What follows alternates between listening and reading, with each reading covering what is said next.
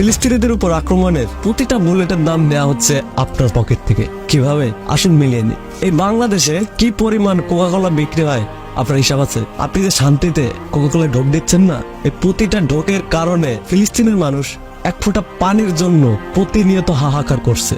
আর চালাক ইসরায়েল আপনাদের কিডনির নামে পানি খাওয়াচ্ছে, মানে আপনাদের ঠিক রাখতেছে। অত্যাচার যা করার হচ্ছে ফিলিস্তিনিদের উপরই।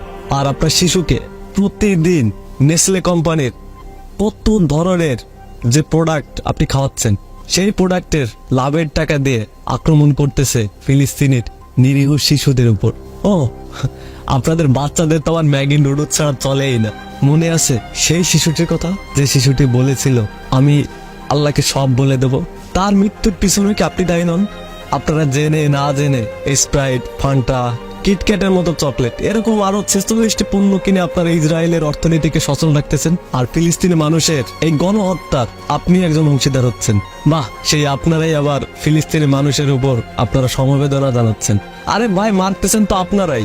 আর আপনারা যে নেসক্যাফের কফি খেয়ে তৃপ্তির ঢেকুর তুলেন, সেটাও তো ইসরায়েলের পণ্য। আমি যেদিন থেকে জেনেছি ইসরায়েলের পণ্য কি কি, সেদিন থেকে মুখস্থ করে নিয়েছে তাদের সমস্ত পণ্য।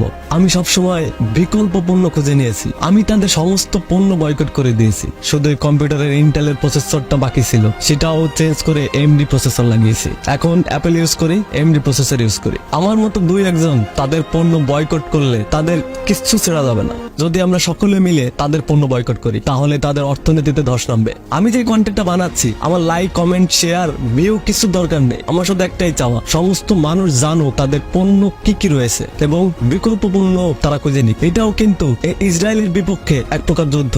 আসুন আমরা সকলে মিলে এই যুদ্ধে অংশগ্রহণ করি। যে যেভাবে পারেন ছড়িয়ে দেন ফেসবুক, ইনস্টাগ্রাম, টুইটার, ইউটিউবে তাদের পণ্যের লিস্ট গুলো, যাতে মানুষ তাদের পণ্য বয়কট করে বিকল্প পণ্য খুঁজে নিতে পারে। এটাই হবে ইসরায়েলের বিপক্ষে আমাদের বর্তমানে সমসাময়িক এক প্রকার যুদ্ধ।